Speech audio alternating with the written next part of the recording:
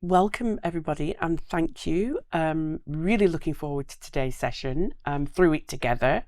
And I have the absolute privilege of having Rannie and Lisa, husband and wife team, join us on the sofa. And yeah, I'm really looking forward to today because, again, as we often share in this series, you know, breast cancer isn't just about the individual woman. It's about the families that they impact. And in this situation, it's also about the husband and wife team that it impacts. So welcome to you both. And thank you so much for agreeing to joining me today. Thank you. So we wanted to just begin to continue the conversation about, you know, why we're here, the series that we are doing, raising the profile, raising the conversation around breast cancer, particularly in the African and African Caribbean community. And so I just thought, what better opportunity to get a husband's perspective than to have you join your wife and just really begin to think about, you know, the journey that you guys have been on. But before we kind of get into the nitty gritty of that, tell us a little bit about the two of you and how you kind of got together and, yeah, before the diagnosis. Yeah, sure. I met Rannie in 1990, I'm going to say. Yeah, something like that. Yeah. 1990. I was nursing at the time. Okay. But I had a part-time job in the evening, which my friend got me, just, you know, make a little bit of extra bread, as they say, at Notes Wine Bar, which was in Birmingham city centre. So I just used to do some work there of occasional evening. And then Rannie came in one evening with his friend, and we all just got chatting. Right. I was behind the bar, they were customers, but we were just, it was quiet night, we were just chatting. And then, was it the next day? Few days. It's all right, you can show how keen you were. No, it's probably the Monday. I went come and I gave you, He my came number. back So in on his own. Right. And the weird thing, that's why I say sometimes you talk about fate. I was not meant to be, I wasn't actually at work that evening. I'd come in to collect my wages because back in the day, brown envelope, cash. Yeah. Young one, people won't remember about that. But I came in to collect my wages and he popped in to see if I was on, and I just happened to be there. Right. I went, oh, hello, what are you doing here? And then he just started lip service. Hi. Sweet mold. That's it. Yeah. Yeah. And I says, you know, I literally just came in to pick something up. So he asked me for my number. I didn't want to give him my number. Oh. So I turned the challenge around and I says, give me your number. Right. And he did. And I'm like, oh, okay. In them days, there was no mobile phones. Right. It was landlines. Yeah. And he gave me his number and I took it and I said, yeah, I'll call you. And that was it. And I think I maybe waited a week. I remember calling you on the Sunday, Right. Sunday afternoon, calling him on the landline. It took a bit of persuasion for me to call him from a couple of friends. Just call, you never know. And I did. And I called him and his sister answered the phone. Right. Apparently, I'm lucky that he was there because he never is at home, living with his mum and dad. Right. At that time. And he was there and we just, you know, made an arrangement to go out for a date. Yeah, for a date, the following week. Great. And we've never been apart since. And the rest is history, as they say. Yeah. Okay. Yeah. Is that how you recall it? No, not really. Because I'm sitting here thinking, you mean you made her wait a whole week? No, but I didn't have to wait. I mean, wait a week for the date. Yeah. Oh, no, but she was working. Right. Yes, yeah. Yeah. So yeah, that was where it started, and over time we just got in. We were lifing, Right. you know, dating, and then I think I moved. I got my first property in the December later on that year, and he used to come over and go home, come over and come home, and then we were just in a relationship for a couple of years, and I think 2 years later, was it? No, just over a year later, 1992. Yeah. Well, it was 91, obviously. I found out I was pregnant in the following year, and then we had our first. I already had a child, Right. From a previous relationship. But we had our first child in 1992. His name is Tashat. Right. I won't look over in the corner. because I know he'll cut that out anyway. Yeah. So yeah, Right. that was. So how you've we been met. together ever since. So Yeah. I'm imagining between We don't then even count and years. now. I don't know. I'm not even counting Right. years. The years start from when you get married, doesn't Right. it? Really. So it took a long time Well, to I get don't married. know, does it And, really? no, what I mean when When you've got keep counting Yeah. officially. But Right. like, if it's to count from the beginning, but a lot of people count it from when we get married. And we got married quite late, so we Right. waited a long time before we got married. Right. 18 years. He made me wait 18 years. Rannie. It doesn't seem that long to Anyway, me. that's for That's another show. another show. Yeah, that's another show. And That's another show. and Yeah, another conversation. But yeah. So take us back, Lisa, to when you found out about the breast cancer. I wasn't really a self-checker at that point. Right. I was in the camp that breast cancer, you get that when you're older, and Right. you know what I mean. Yeah.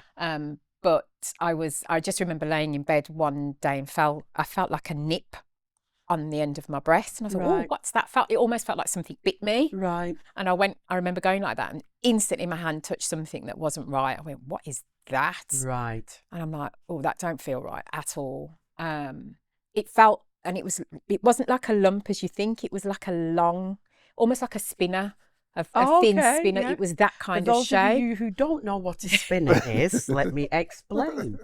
It is something that we in the Caribbean make like a dumpling, and we roll it between the palms, and you just drop it in the pot, and you spin it in the pot, and that's part of the reason why it's called a spinner. Spinner. Yeah, so it took on a As you mini were. version of a spinner. That's the shape. And then Ronnie was Right. in the bathroom at the time. Okay. So when he came back in, I said, "Rannie, feel this for me, please. Can you feel something there?" And he felt it. And he goes, "Oh yeah, there is something there." I went, "Okay." Instantly, I just thought, that's not right. That's not. My head went straight to breast cancer. What did you get a sense of? What was going through your mind when she said, "Come and check this out"? Well, at that time, I don't think. To be fair, I don't think nothing went through my mind at that time. Right. Because it was just the early stages, so you really just go to the doctors and see what happened. Because usually those, to be fair, I've never had to deal with anything like that before. Right. So that was the first kind of time I've had to deal with anything associated with cancer or anything like that. Right. Or any major sickness. Because my parents were both healthy. Right. Yeah, so I've never had to deal with that as a close thing. Right. So from your circle, yours in particular, Rannie, your circle of friends, there wasn't already conversations that you'd heard even them share around people that they knew who had females in their families that had had breast cancer that you remember? No, not really. I don't think so. No, I think no, you don't. You hear people pass away. You hear people pass away when they're younger. People have bigger sisters and pass away, but no one ever says, "Oh, they passed away from cancer," or "They passed away from this." Yeah. So you don't really hear anything about it, really. To be fair. Right. Yeah. Mm-hmm. That's. And I just remember going to the doctor that day, calling the doctor, saying I found a lump in my breast. Can I see a doctor urgently? And they saw me that day, and they did the referral, and I got seen at the Dudley Road as it was then. I think within 6 days. Right. It was pretty quick turnaround.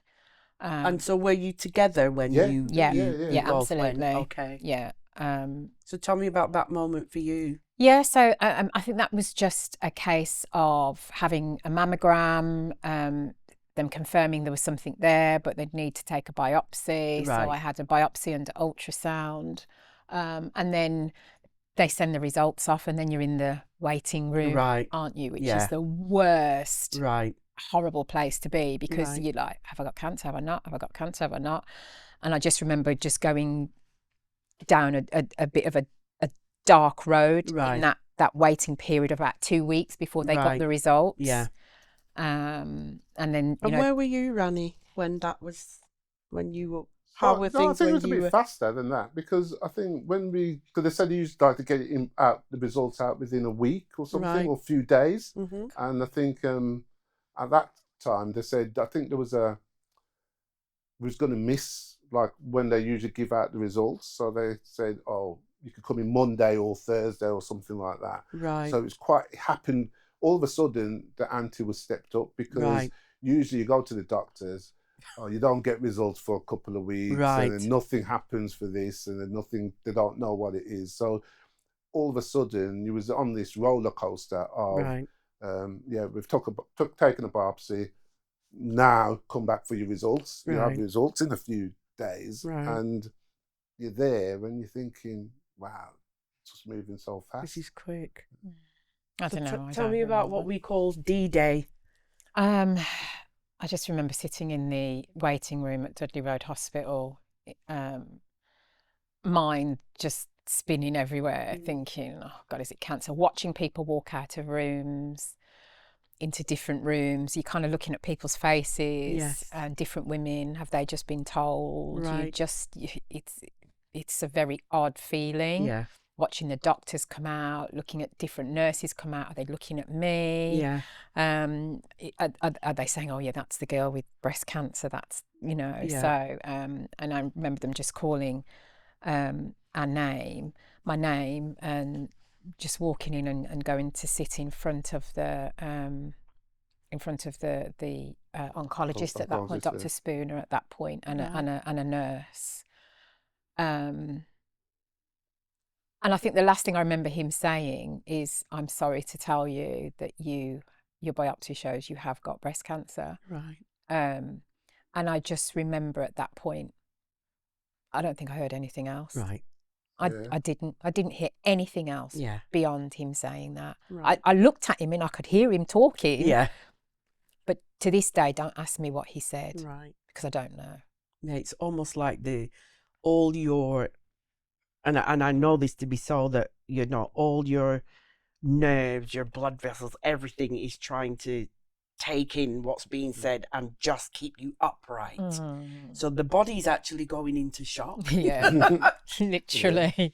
Yeah. So what was it like? So I don't think I noticed that. As I said, I think we was talking about it on the way up here actually, because saying for me, at no stage I thought we wouldn't get out of this. So for me, it was quite positive. I go into process mode. So probably the way I deal with things. So like if it's like, for instance, if you had a car crash and everyone panics and get angry, I stop for a moment and just go into process mode. So what do we need to do? So I was listening. They told us loads of information. How much times you're going to have chemo, what chemo they were thinking of having. This is what's going to happen. We're going to do a mastectomy. Then you're going to have radiotherapy. They told us everything. Right. Of which you clocked it all. So I'm listening to all of this. And Lisa was oblivious. No, and it's kind of every time we watch ER, and they say all the vitals. It means nothing to us. To Lisa, she knows all of it. She said, "Oh yeah, that person's this is what's wrong with them because their blood pressure was up and this was that." And you think, I didn't hear any of that. Right. And so we got in the car on the way back, and I said, "Oh yeah," so they said this and said that. So she didn't hear any of it. Right. And that's when I realised, oh yeah, you kind of just blanked out from it all. So I did. Yeah. That was a moment. Yeah. And I think that's a real statement. It was a moment, because it is. It only takes them a moment to give you the diagnosis. Yeah. And then you're left to deal with the complete fallout, of all of that and what that means. So, and I remember him saying that the period of treatment is going to be a 12-month journey of treatment. Yeah. And I distinctively remember him saying to me, "Just give me 12 months with you, and I'll sort you out." But I remember we were just talking about it, and I was really fit and healthy at that point. Right. No symptoms, no nothing. Right. I was on a roll, living my life, doing this, doing that. And then suddenly I'm sick. Right. And you're faced with like, it literally is undescribable. Yeah. Because I was fine. Yeah. And now I'm not. Right. So, and not you broke a leg or you broke an arm where people can see what's happening. Yeah. So what was that like in terms of, you know, this is, you know, an unseen condition, an unseen diagnosis, and yeah, tell me a little bit about how that was. It's a case of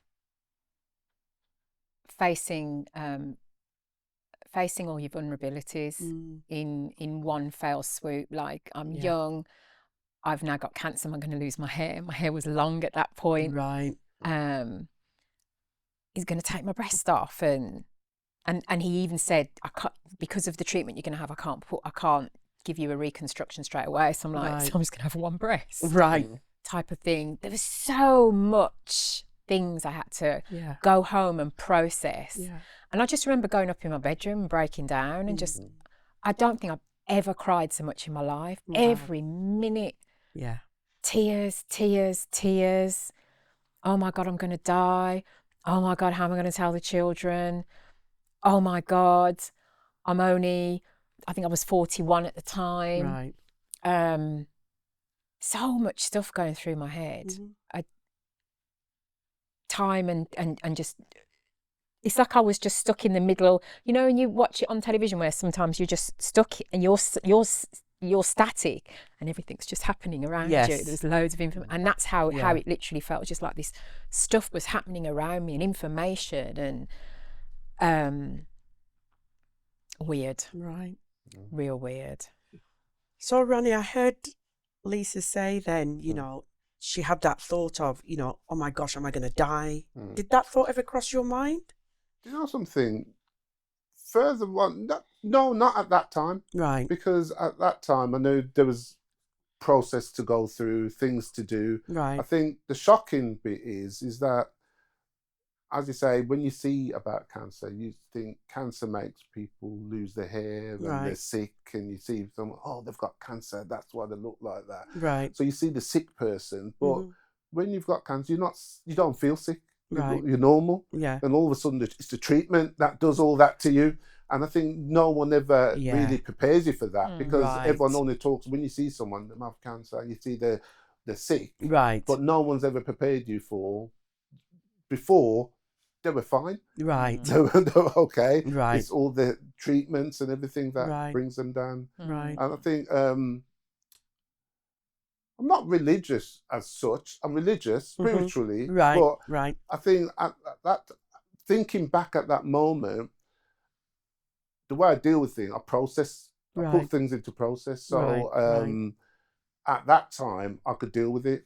And it's quite hard to say, because as a black man, man and man, you just deal with it. Right. And not everybody can. Yeah. And so when you think back, you kind of think, is there more you could do, or different ways you can deal with it? Because we just deal with it.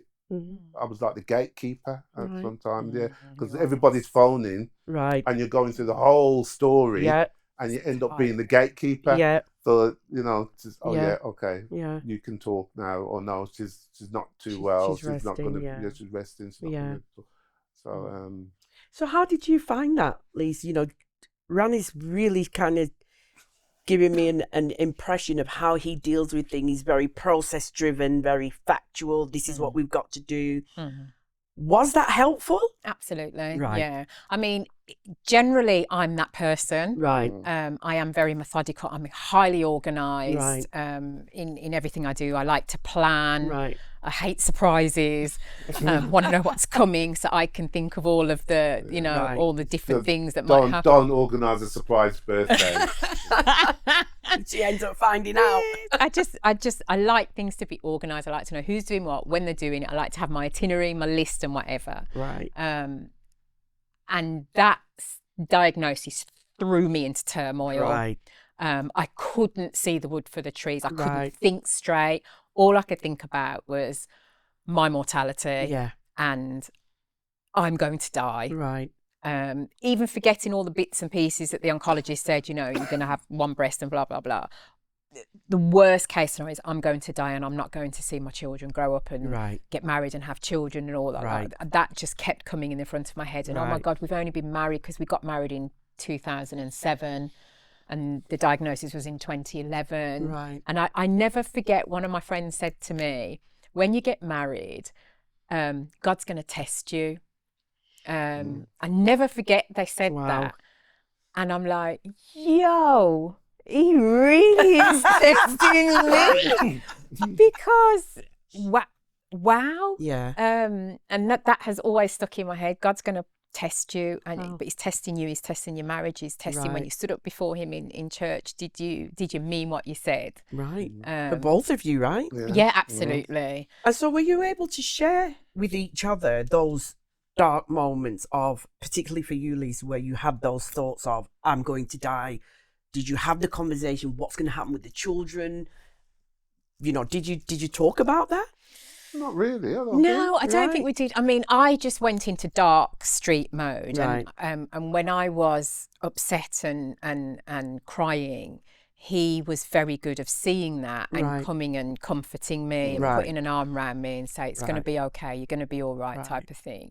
But I didn't want to talk about death because I didn't want to scare him. And it's weird that how we go into a mode to protect other people because we don't want to put our fears onto them, especially when they're in positive. I don't want to make it negative for him because he's a very positive person. And generally, I'm a bit positive, but at that time, I was just not positive. Right, of course. And we were saying every time you turn on the television and you watch a program, and someone's a bit unwell, and you're thinking, bet you any money they got breast cancer. Yeah. And it's everywhere, isn't it? It's everywhere. Where you didn't see it before, all of a sudden it's everywhere. From the morning to night. Yeah. Billboard, you're driving, billboard. Yeah. A lorry passes you, million cancer on the side. You just think, yo, what are you I've got the diagnosis. I get it. I hear you. Yeah. So you just, it's constant. But no, we didn't really talk about the realities of where this could go. Right. But that was me not bringing it up. Right. Ronnie's really good at, when I bring something to him, he's not frightened to have a conversation. Right. Right. If I brought it to him and say, Rannie, we need to speak, can we speak about this? He's open to talk about it, and he'll be very honest back with me. Right. I chose not to talk about certain things because I didn't want to pass my fears onto him. And then on to my children as well. So who was your go-to then?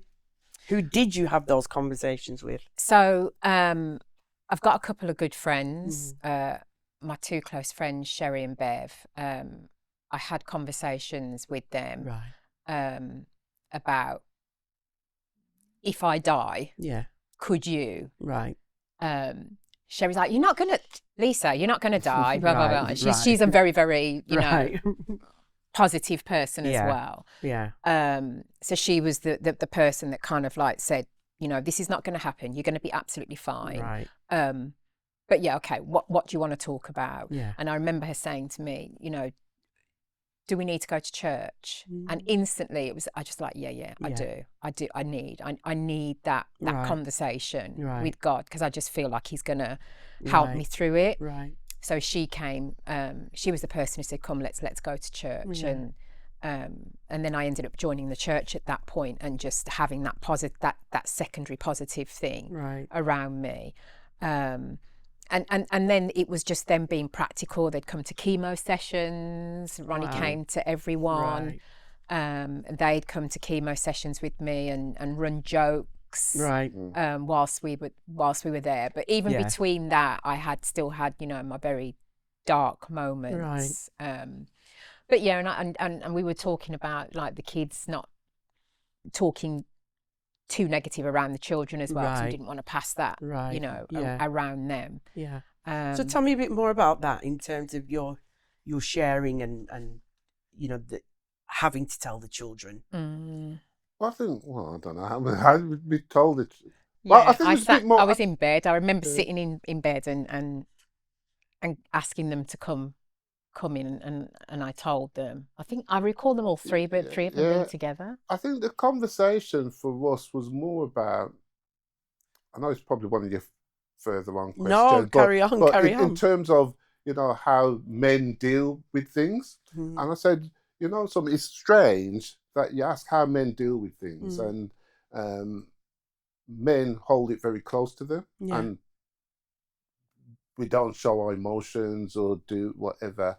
And I was saying at that time, no one really considers how the man feels around all this. Because even at work, oh, your missus is sick. Well, you're not sick. You come to work. Right. I said, I even thought about it from the children's point of view. No one ever talked to the children and said, well, how are you coping? How are you feeling? Right. You know, you hear all this stuff, you know, how do you fancy a life with dad for the rest of without, you know, and only dad. Yeah, no, and I think we don't talk about it. And I think even to the point of when my parents passed away, no one really talks to the kids. How do you feel? Everyone kind of consoles me as a son and the daughters, and then, but no one ever goes, how grandkids, how are you feeling? Especially when they've grown up with the grandparents looking after them and them looking after the grandparents.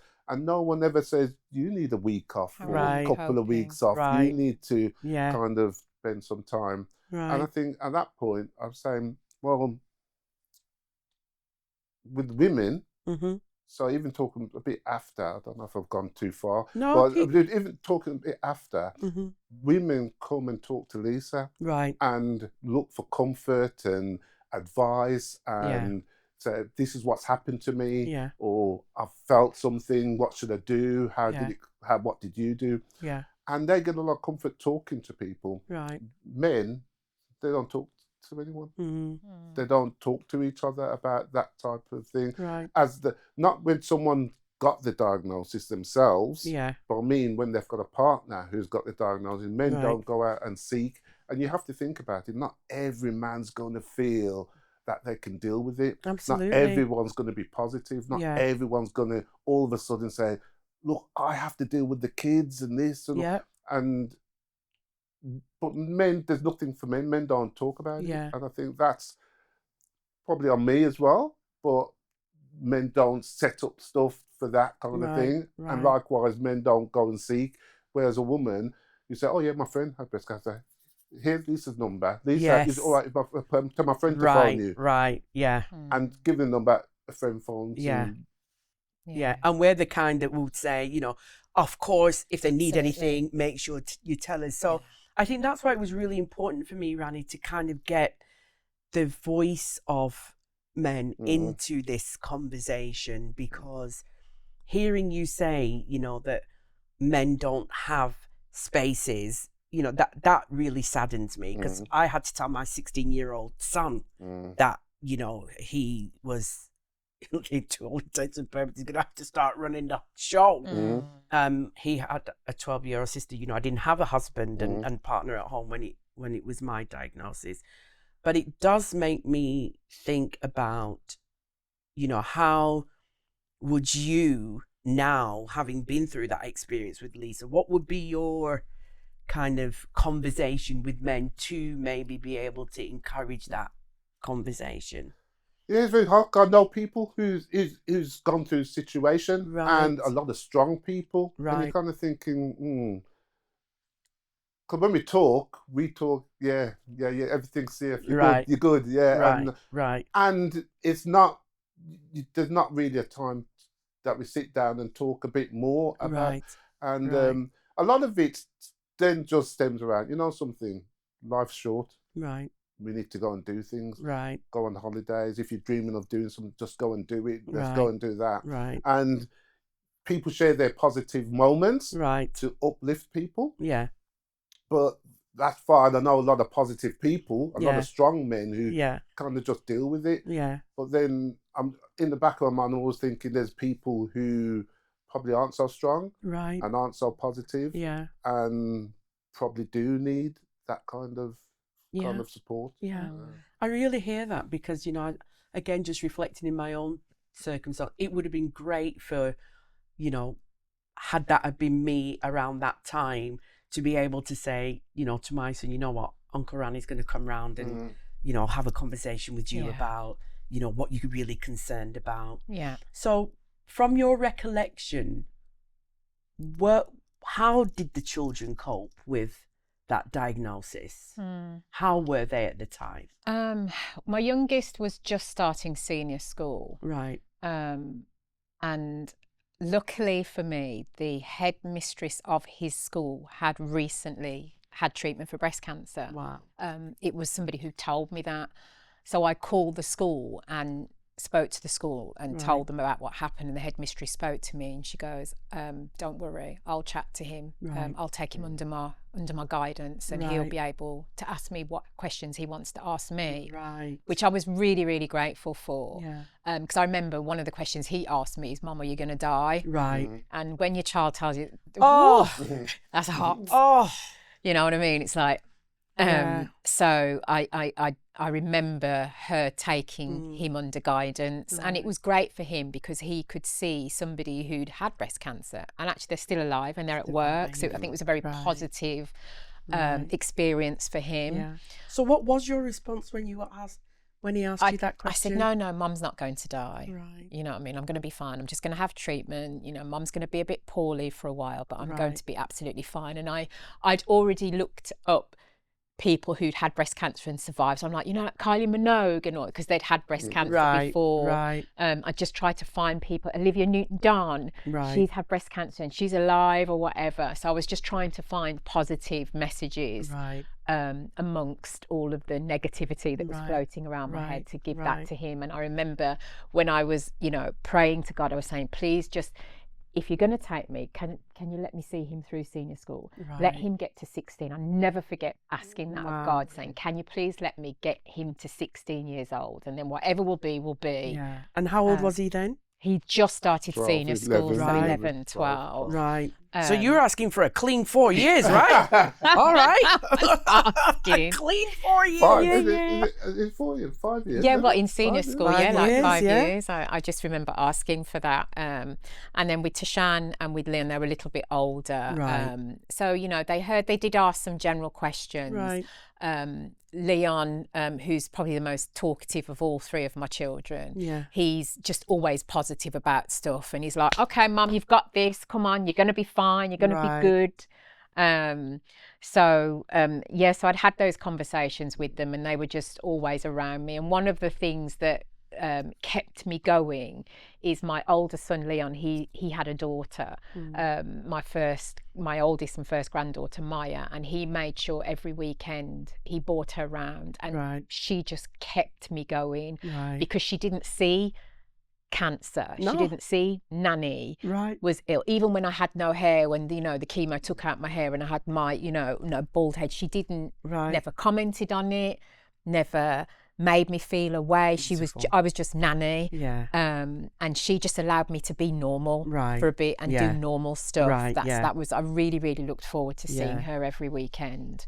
Never mind about the cancer pains. We want to get on the floor and play, Nanny. That's right. So that was really, really good for me, that normal behaviour. That was fantastic. But the children, I don't think they ever came to me and relayed their fears to me, potentially. I don't know if they did it amongst themselves. Did they do that with you, Rannie? No. I think like the elder two, a bit more positive, so it was easier to deal with Tashan and Leon. But like with Tyreek, because he's just started, he probably didn't have that as many, because you had the conversations at school. We probably it seemed fine, to be fair. And it didn't seem like it was going off the rails in any way. And I think the treatment was going well. So we kind of pushed through that. As most people, you kind of talk to people when you see them having real problems. But other than that, you don't really bring it up because you don't want people to have too much of a negative outlook. So you stay positive, helping them to stay positive. We tend to stay away from, if anyone phoned and I had to turn them away, it's because we said, "Oh, you just got all the negativity, so you just stay away." Funnily enough, my mum was one of those people. So my mum, classical, typical Caribbean. I wouldn't let her come to chemo with me. I didn't want her to come to any of the hospital appointments with me. Because they come from a generation of people that when you get cancer, you die. And I couldn't have that around me. I call them the head nodding brigade. They're like, Like, I just, Rannie, keep them away from me, please. Right.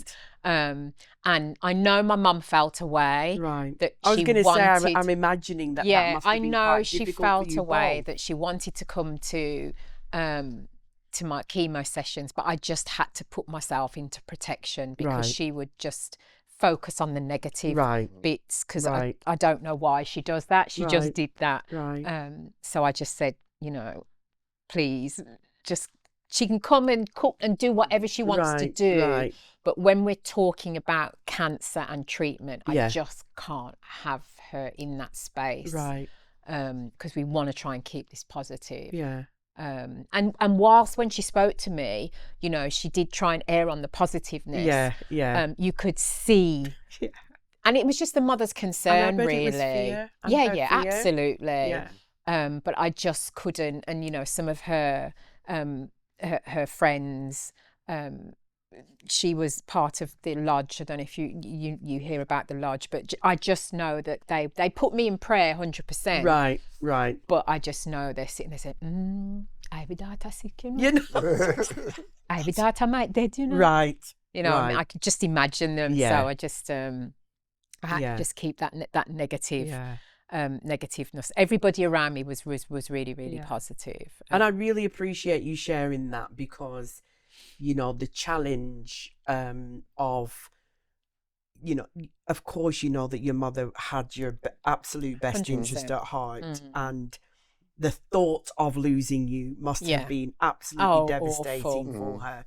But in order for you to, we're not just dealing with what emotionally we're going through, it's also what the treatment is doing to us physically, and that depletion of energy, and how you really have to hold on to those, like it felt like, and with you as well, Rannie, that a bubble was put around you to make sure that you had the best chance of being able to get through this and get out the other side. Yeah, and he was a brilliant gatekeeper. He really, really was. And I go back to the vows that we made. Yeah. We were really tested on that in sickness and in health. He 100% stood up to that vow. I never had to worry about anything. Never had to worry about cooking, cleaning, washing, anything. He just went into Superman mode for the whole time that I was under treatment, which was like 9 months. I didn't even realise I was doing that. But like a standout moment for me was like when we was going through the chemo and you start losing your hair, and it really itches and your head burns. And so I got my razor out. I used to cut the kids' hair. I got my razor out and shaved all of it off, and it was kind of like that moment. Let's just shave it off, and I just shaved, stood there and shaved the whole head. Yeah. And so how was that for you, Lisa? That just feels like such a kind of special moment to. You know what? I think I'd come to terms with the fact that I was going to lose my hair. Right. I'd processed it and thought, okay, this is what happens. Yeah. But you know what? It's hair; it will grow back. Yeah. Yeah. So I was okay, and I was really glad that he did it. I didn't have to go into a salon to get somebody else to do it. Right.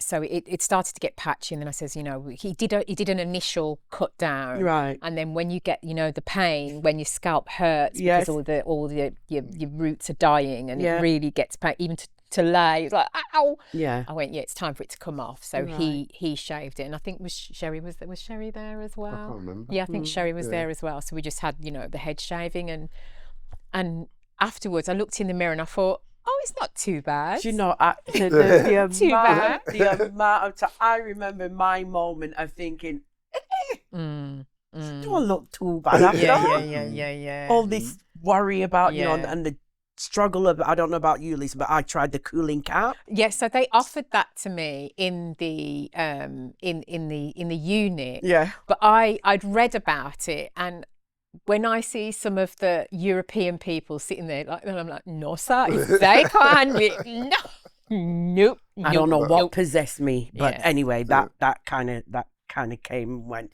So I'm just thinking about the type of support.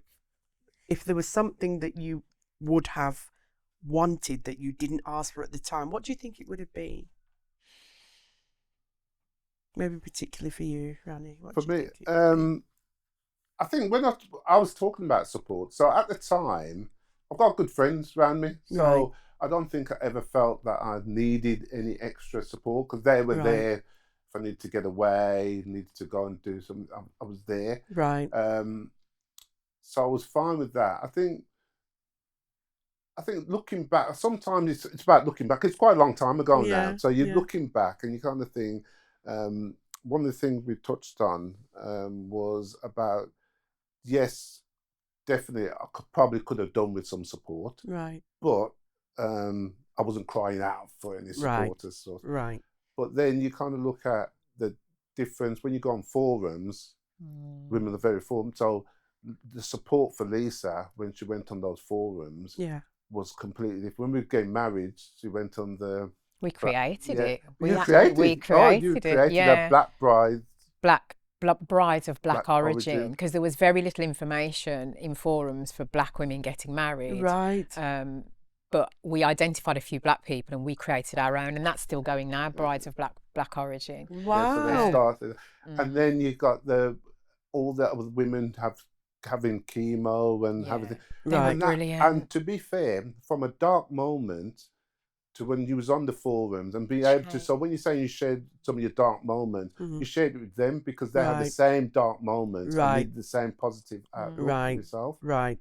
The problem then becomes, as the years go past, I've got a picture of my friends at school and you can go, yeah, that person's gone or that person's gone. But imagine you're having a picture of like 15, 20 people and then half the people have gone, and you kind of think, So I don't know how Lisa you deal with it, but I deal with it as well because I look at it, and every time you say, "Oh, so and so's gone now," so and so's back, and that's hard, really. So listening to all that, for me to sit here and say, "You didn't need any support," right?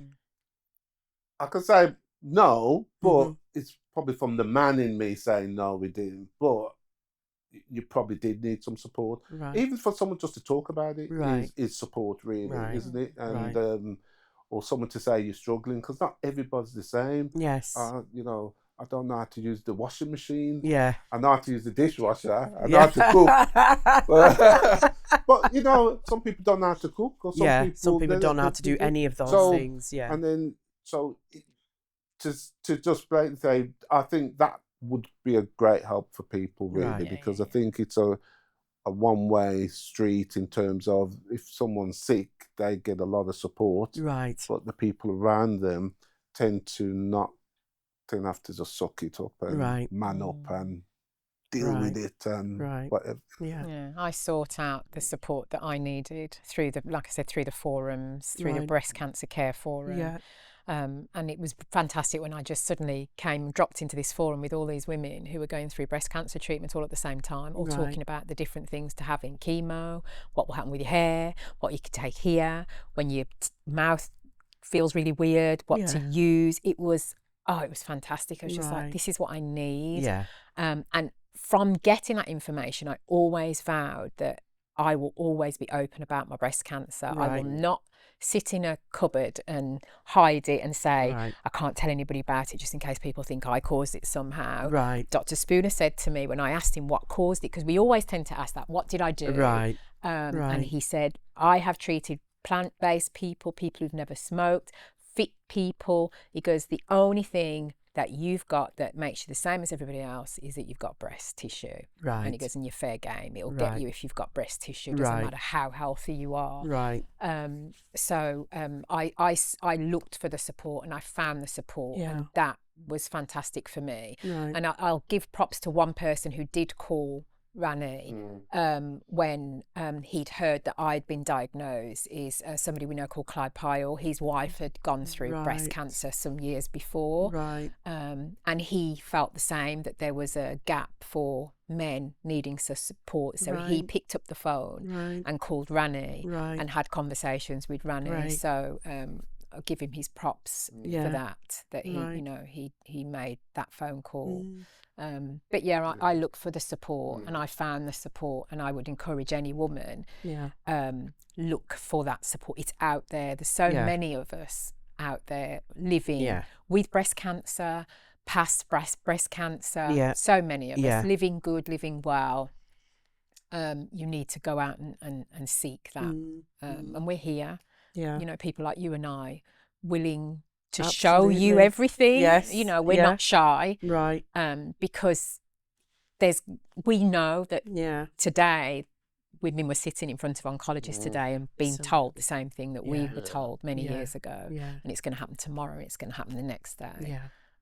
So what was your thoughts, Rannie, when she told you about this calendar project? What did you think? Oh, I think anything like that is good, really, isn't it? So I think it is good. Just need to promote it, because the more people hear about things, the more people talk about it. And I think that's very important, because everyone you talk, because it's hard for us, because we know people who go to the doctor turn them away. They go to the doctor turn them away. You go to your doctor, the doctor say you're too young. You go to the doctor, anyone in your family die? Well, go away. And if the more people hear about it, the more people say, you know something, I'm not listening to that. I need to go and get checked. I need to go and you know, it's hard, because you might say people might still be alive now if the different things that happen. But the more that you hear about things like this, the more you promote it, the more you get involved. It's not for everybody. So if you've got the ability and you don't mind doing it, you don't know who else you're helping, because not everybody's going to want to be out there. So if you're happy doing it, do it, because you're going to help somebody. And the amount of people who have called Lisa when they've had issues, called Lisa when they found out they've got breast cancer, call Lisa when they're friends. They say, I've got a friend, I just thought of you. Because it's different when you've gone through it, talking to someone. Absolutely, it is. It's hard for someone who's not been through it to talk to someone about it. So when you've been through it, you know, it's that's the experience you want. For sure.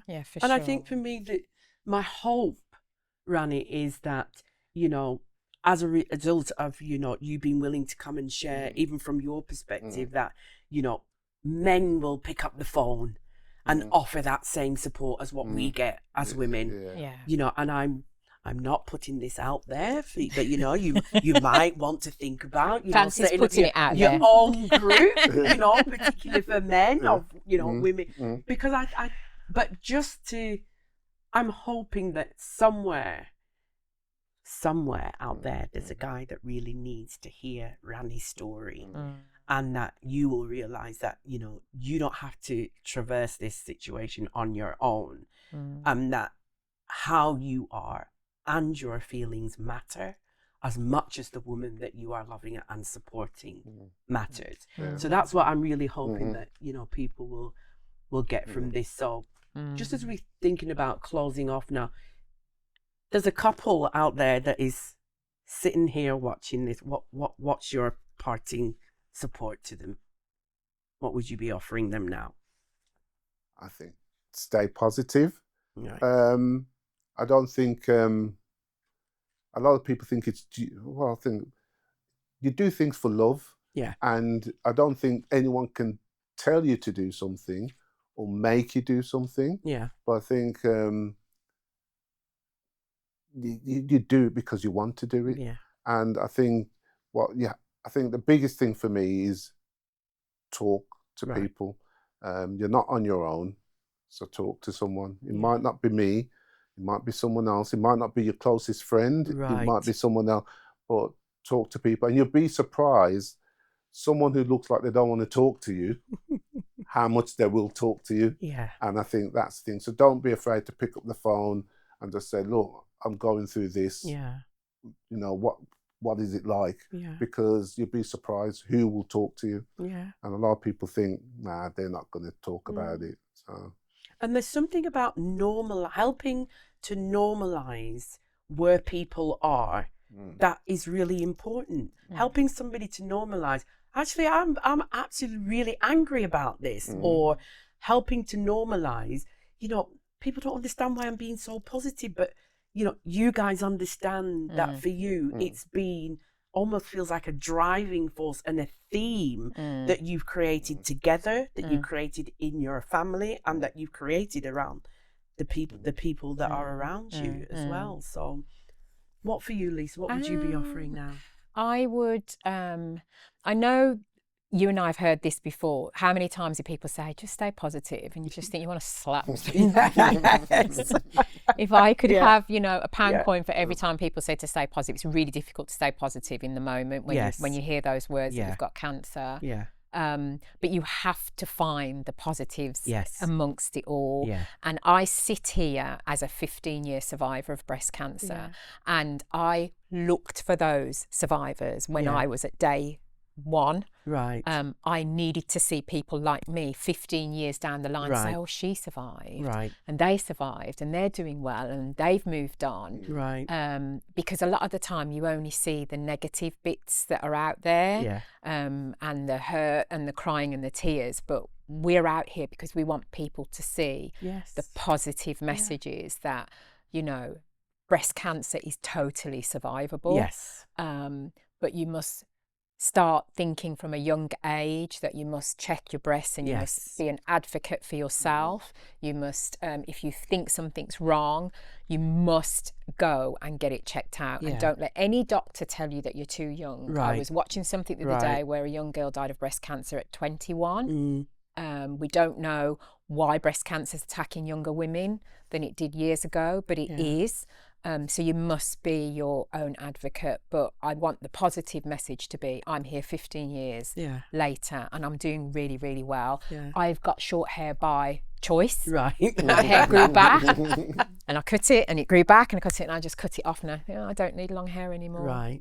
Right. So I'm living and living well. I don't know what the future holds. Right. It's a new normal for us. Right. In terms of it never truly leaves you. Yeah. It's always there, no matter what good fun you're having and great time you're having. It's always sitting there in your head. Something always just taps you and goes, do you remember me? Yeah. You know what I mean? It might be you see something on the television, so it never goes. But I have got the strength now to just say, go along. Yes. Yeah. Not today. Not today. Not today. Anxiety. No. But I think that's a really poignant part to kind of reflect on, because it only takes, you know, you to kind of hear, oh gosh, you know, she was 20 years clear, and then you know the thing came back and in there you think, well, you know, or you stop how a many treatment. years have I got left then before my you stop a treatment and you think, well, what's going to be the consequence of me stopping that treatment? But you know, one of the things that I really kind of celebrate, Lisa, is, you know, the impact that you have in the group, you know, because again, there's even, I remember that I've had conversations with you about, you know, I'm 10 years in and, you know, I have been told information that isn't true. And, you know, you've been able to say to me, no, Clancy, go back. That's not true. You need to, you know, this is what the truth is. So, you know, we are still in a place where, you know, women are being miseducated, not given the right information. Absolutely. We who are of African Caribbean heritage and African heritage, although the diagnosis of us is reducing, that is true. But we are still disproportionately diagnosed late. Yeah.